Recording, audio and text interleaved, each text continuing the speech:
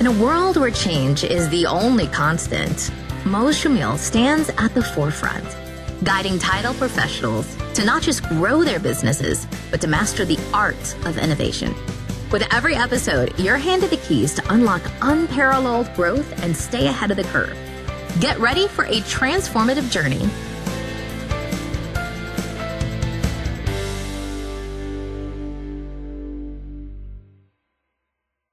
Hello, everyone, and welcome to another episode of the Title Agents Podcast.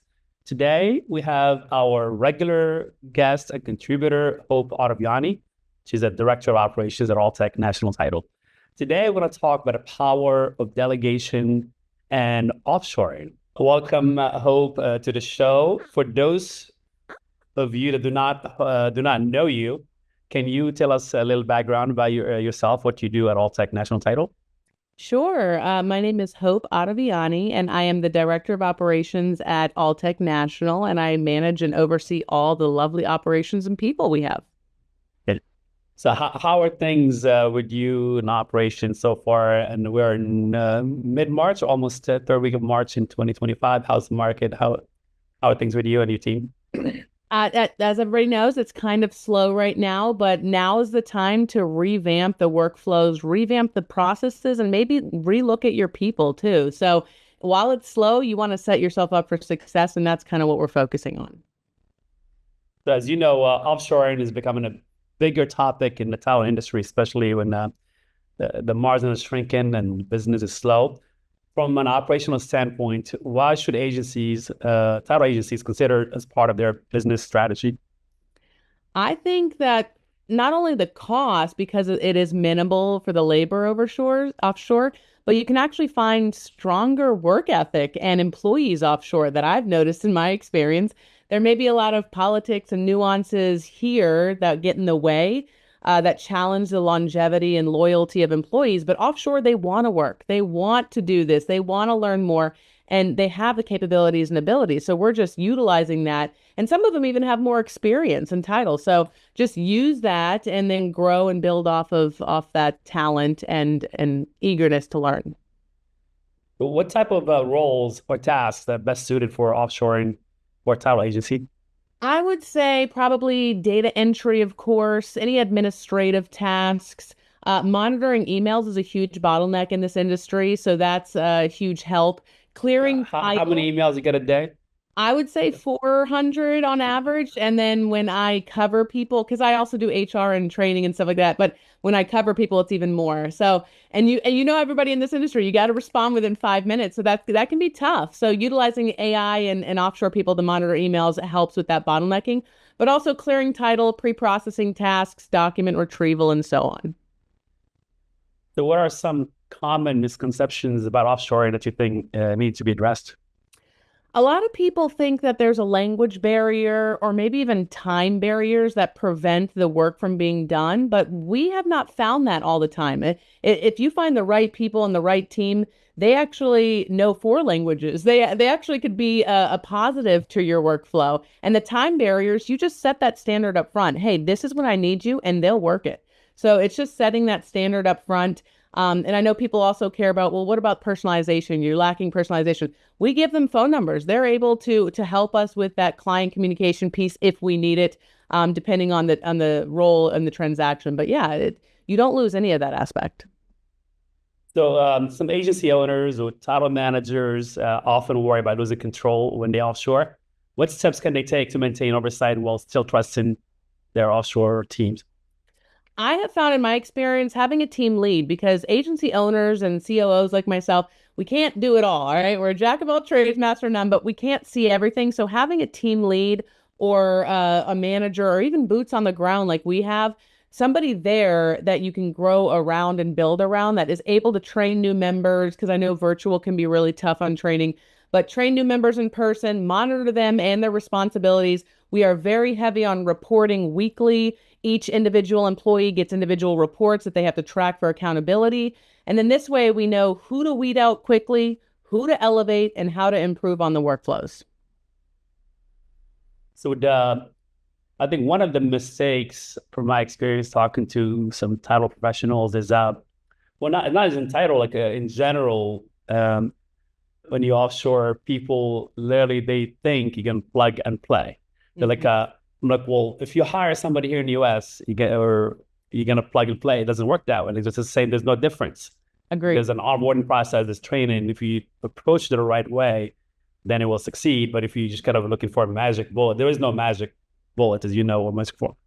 No, and I think the hardest part is getting people from paper to paperless. It's not the offshore training. That's probably the easiest part. I think it's getting from people from going paper files to digital. So what are some key factors that determine whether the offshoring strategy will succeed or fail? I know I touched a little bit on it, but well, I would love your input. Some key factors, I would say the reporting and the tasks. You have to have a core workflow and you have to have task allocation per department. Like you're going to have pre-processing, you're going to have order entry. You want to make sure you segregate those duties, not throw them all on one person or one team. Segregate those duties, monitor those duties, and let people know exactly what they're doing and then track it through reporting through your title platform. Yeah. Can you share a success story, perhaps from your own experience at Alltech National Title, where offshoring had a significant impact? I'm sure you have plenty of stories with some of the amazing people you have. Where do I begin? We've had so many amazing people over the 15 years I've been with Alltech. But I guess when I was processing back in the day, we had just started the offshoring process. And I had gone from 86 closings, not opened, closings per month, all by myself, where I had to do nuts to bolts, start to finish. And I was working 15 hours a day, whatever, plus commute. But then we brought on the offshore team, and oh my God, it was like a breath of fresh air. I was able to give the mundane tasks to them. Here, do that. And I assigned them. I took over that leadership. I was the, person here managing the files. I was the quarterback. And then I gave them my preprocessor all the mundane tasks, and I was able to pick up the phone again. I was able to increase my customer satisfaction levels and survey results. So it just changed not only my perspective, because I was hesitant too. I was like, oh, I don't want to offshore it, and I'm a control freak, and I know all of us are in the title industry, but I mean, to free up time and for me to be able to go home a normal 8-hour workday, I mean, that's life changing, especially with young kids. So compliance and security are always top of mind in our industry. How can agencies ensure offshore teams handle sensitive data securely while staying compliant and adhering to the ultimate best practices? Yeah, so I mean, it depends on the title platform, but make sure that they're using a VPN through your cybersecurity network, but also use a two-step authenticator. So our platform that we use has the two-step authenticator. It's a SOC 2 platform, but you can do some additional measures yourself. Have them log in through a VPN, do two-step authentications to their email platform, and then monitor their permissions monthly. We do this on a monthly basis. We monitor all the department's permissions to make sure nothing's changed. Can they touch checks? Can they do this? And then adjust as needed. That way you can maintain the monthly check-ins, your portal access points, and then do quarterly reviews. And I'm sure also training, like a cybersecurity training, and 100%. The whole everybody, not just offshore. Yeah. We do cybersecurity training once a quarter for all team members, in addition to their normal, task training. So beyond offshoring, delegation is an essential leadership skill. As a director of operations, how do you decide what to delegate and what to keep in-house? Oh, it's been a challenge for all of us COOs. We're control freak, but anything that is a repetitive task that can be easily taught due to the repeated nature of the task should be offshored or by AI. Anything like order payoff, pre-processing, data entry. I mean, anything that you do over and over and over again that's pretty much the same, offshore. Because with my philosophy, I'm sure you know this, like we want our highly skilled title professionals to focus on client-facing activities. As you know, everybody gets 300-400 emails, and if you're doing everything, and if you're stuck ordering payoffs, stuck clearing title, then you don't have that time to really take care of the client. So I agree with you. Anything that requires like thorough examination, legal review, or money, we keep that stateside. Anything else can be offshored. What are some signs that a title agency or agent or manager is struggling with delegation? From my experience, if I look at an agency and I see that they've been doing the same thing for the last 15 years, there's no sign of growth or change within their operations. They don't know how to say no. They're probably more reactive than proactive, and they don't have time to grow or change. So I feel like that's kind of agencies that are afraid to delegate and they just like doing the same thing over and over again. So they truly believe nobody can do it better, as good as them. Yeah, exactly. They're not open-minded to what else is out there, and they just take it upon themselves. And that's the old way thinking we need to change. Yeah, I mean, I had that conversation multiple times with different people in the past, and it's like, it's like literally it's a progress. You move up 2, 3 steps, then you one step back, then you move 3, 4 steps, then one step back. Will people make mistakes? Yes. I mean, you'd be a fool thinking everything's gonna be perfect. But that's what any hire, whether it's onshore or offshore, it's the same thing. Like, literally, how do you kind of there's only one of you, but one of you can do more with the power of delegation. And I'm gonna say AI, but like I thought that I was the only person to do everything, and if I'm gone, how are they gonna do it? No, I can put all my thoughts through an AI channel to put out on paper and an SOP and provide that to whoever I'm training. So I think training has a huge piece in that too. So we've been creating training libraries for years, and we just continue to build those training libraries, put everything up here, in your brain on paper, and that's going to be. And I know you're what tool do you use for recording videos? Like, that's one of the best things. Delegate whatever you do, like creates videos, and I think forget it, the tool you use. I use Loom and BombBomb. It depends if I want to show my face. BombBomb is a little. Loom is LOOM.com, I guess, right? Correct. Yep. Great for training. So what tools, processes, or systems do you rely on to manage your offshore team effectively? Well, we have a core task do list. We do round robin tasks through our title platform. So a lot of the monitoring of task allocation, and then we have morning huddles for accountability. And then we also do weekly calls for each department to keep each other on track within each branch and region. So the culture is very important, as you know. So one concern many agency owners have is maintaining company culture when working with offshore teams. How do you ensure offshore step aligns with the company values and service standards? I would say set the standard up front. If you're going to hire somebody, make everything about your core values. The hiring process, the questions, the training, the onboarding, everything should be focused around your core values. And that's how we do it. I mean, if you're within the States, we send you a welcome kit with our core values. If you're offshore, we make sure your training library and your hiring process is focused around those core values. And then we include them in as many cultural aspects as possible. Morning huddles with the branches. Employee shout outs is not just for people here, it's for people offshore too.